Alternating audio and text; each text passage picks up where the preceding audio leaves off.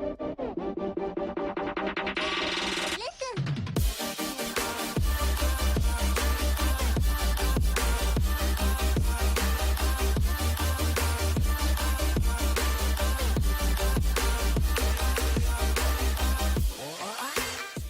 guys, welcome back to my YouTube channel. So my name is Nikki Ryan and I am a mum of twins, non-identical twins. One's called Grayson, one is called Lawson, and they are now 1. And today's video is going to be all about 10 things I've learned since becoming a mum.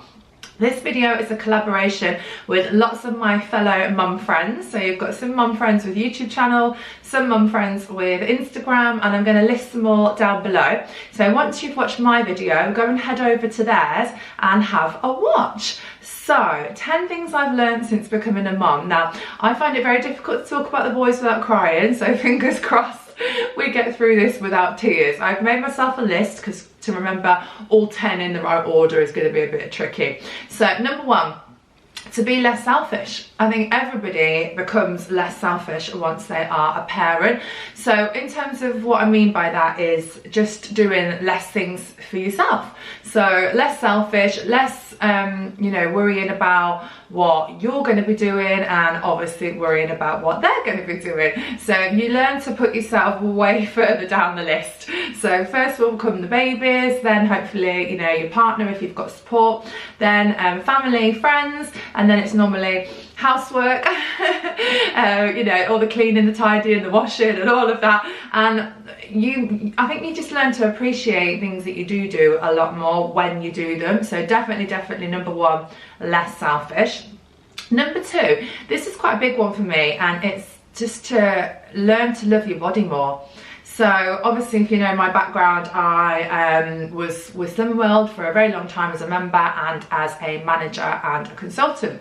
And prior to that, I did have what I deemed as a weight problem. You know, I wasn't comfortable in my own skin. I didn't feel happy at the size and the weight that I was, so I did something about it. But even when you lose weight, it doesn't always fix up here. So you still might look at yourself and you still might see what you consider as flaws, even though they're not.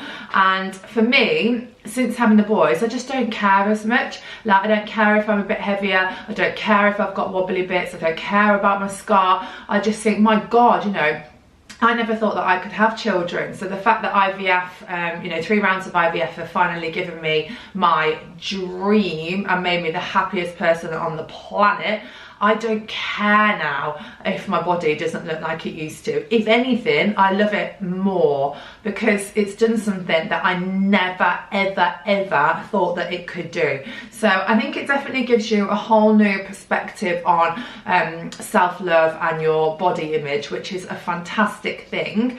Number 3, patience. Yeah, so I was always patient in my job. So to be a consultant, you do need to be patient because obviously people are battling lots of you know, internal issues as to why they put weight on, and not everybody's going to lose weight, you know, really quickly. So I feel like I've always been really patient at work. Outside of work, not so much. So patience is not something that I was blessed with. My mum is extremely patient. My dad isn't, and I'm definitely, although I look like my mum, personality wise, I'm probably a bit more like my dad. So he's lovely, absolutely amazing, and he's dead patient with work and with us, you know, with all his 3 kids and stuff. But yeah, just day-to-day life, not that patient. But with babies, you have to be patient. You know, obviously a lot of things take time, and they need to learn patience as well, especially being a multiple. You know, they've got to wait for their sibling to have their nappy changed or to get their dinner or whatever. So, you know, patience is something I think we've all learned, but definitely since becoming a mum, I'm a lot more patient and more organised. Oh my God, I was a winger. I used to fly by the seat of my pants. I never really planned anything. I just did what I want when I wanted, and, you know, I didn't really ever feel the need to be massively organised at work because it was something I was naturally passionate about. I was always, you know, on the ball with that. So yeah, I've never really had to be massively organised. Now it's like military precision. So like the night before I'll wash my hair, then I'll pack their bags the night before, then I'll plan every little baby group that they're doing, I'll plan their naps, I'll plan their feeds, I'll plan everything, what they're gonna wear. It's like, you know, I'm a hell of a lot more organised now, because you have to be. And we have quite a lot on. We've got quite a busy, you know, baby social life, so everything is, you know, really highly organised. And I'll tell you what helped with that, getting the Google Calendar app. So Chris and I can sync our calendars. So if he's got work and I've got work, or if, you know, he's off out or I'm off out, or we've got injections or whatever, we can coincide our diaries to make sure that we don't clash, or to make sure we don't end up arguing because one's forgotten that the other one's doing something. So you definitely need to be more organised, and I've learned that massively. This is quite a big one, empathy. I've always been empathetic. Again, with work, I was taught empathy from day one, and I always feel like I've had empathy. So sympathy and empathy are very different. Like, it's not going, oh, poor you, oh God, I feel really sorry for you. You know, that's sympathy. Empathy is like, oh my God, yeah, I get it. I totally understand how you're feeling. And, you know, I don't think I've ever been that person that's been like, oh God, you know, when the baby's in the restaurant and they're crying. I don't think I've ever been that person, but more so now I get it. So like, I'll look at another mum if she's having a bit of a hard time, and I'll be like, you alright? And I'll be like, oh yeah, mine's like that half the time as well. Or, you know, I've seen people get upset when their child's get upset, and I'll go straight over and I'll be like, oh, can I help with anything? You know, empathy has quadrupled, you know, since becoming a mum.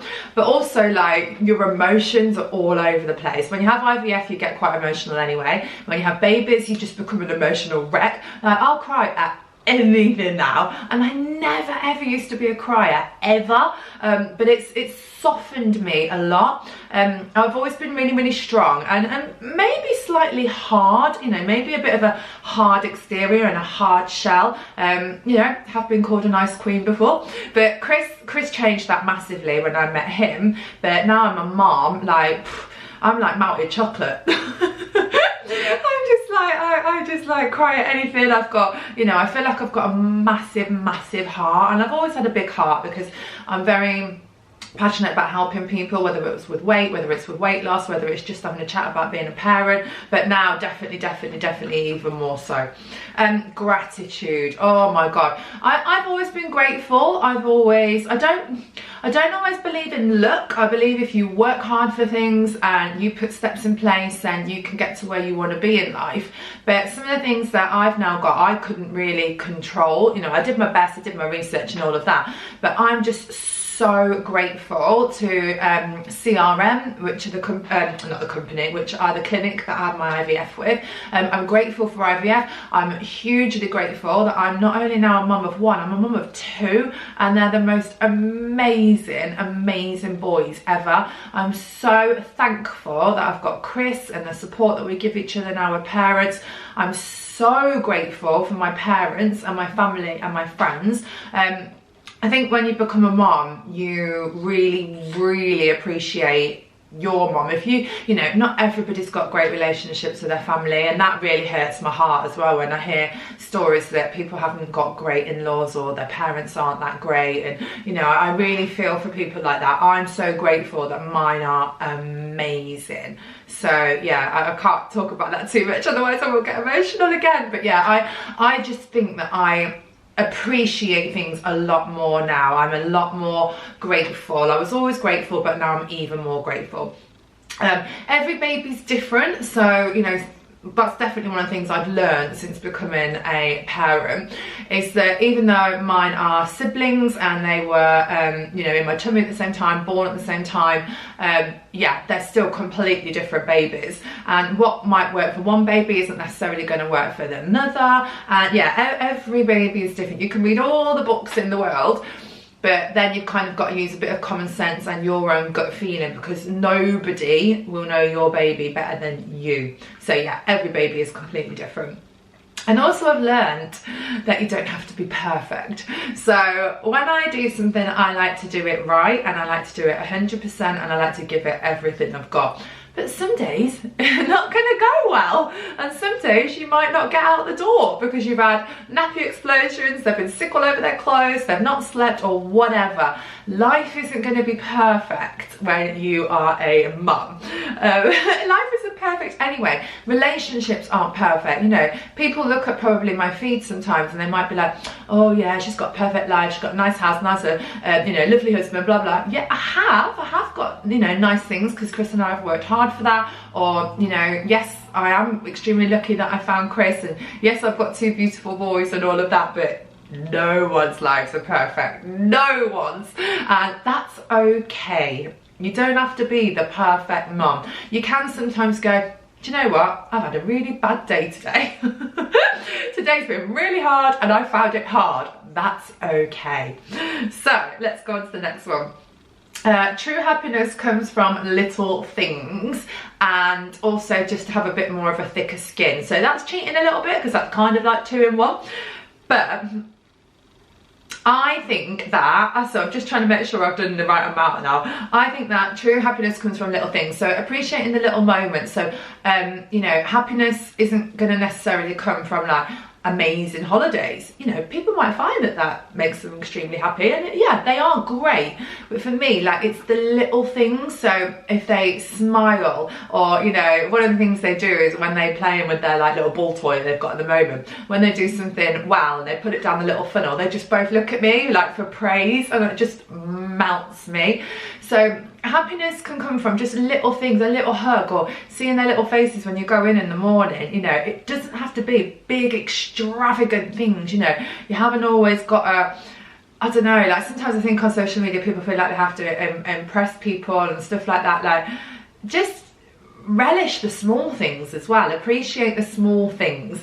The last one was about everyone's going to have an opinion. So since becoming a mum, I've realised that you do have to have a little bit of a thick skin. There's 2 different types of people. There's ones that will cheer you on and be like, oh my god, you're doing amazing, really well done. A lot of parents have each other's back. And, you know, occasionally if I say, oh god, you know, I'm struggling with this, people will go, oh brilliant, you know, we did this and we did that, and they're just rallying around you and supporting you. And that might be giving advice, and that might be just saying well done. That's amazing. Then you're going to get the other set of people that want to criticise you, that want to judge you, and will think that you're not doing something right, or you should do it their way, or they're a better mum than you, or whatever.